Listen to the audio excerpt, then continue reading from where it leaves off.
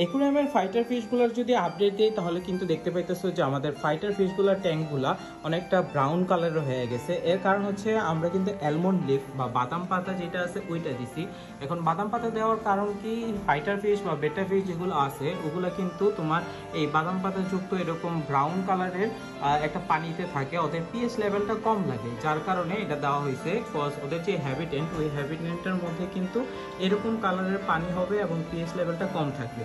এই ব্রাউন কালারের পানিগুলো যদি থাকে তাহলে কিন্তু মাছের যে এই বডি কালারগুলো আছে ওইগুলো অনেক সুন্দর আসবে। আর পাশাপাশি এই মাছগুলোর গ্রোথ লেভেলও অনেক ভালো হয়ে যাবে এবং কোনো ফিন রড বা অন্যান্য যে কোনো ধরনের ওষুধ থেকে ওরা বেঁচে থাকবে। তো দেখো সেপারেশন করে দিতেছি। এই ফিশটা কিন্তু মশলা দিলে অনেক বড় হয়ে গেছে, তো প্রায় একটা মিনিমাম এইজ এসে পড়ছে যে আর সার্ভাইভাল রেটটাতে সমস্যা হবে না।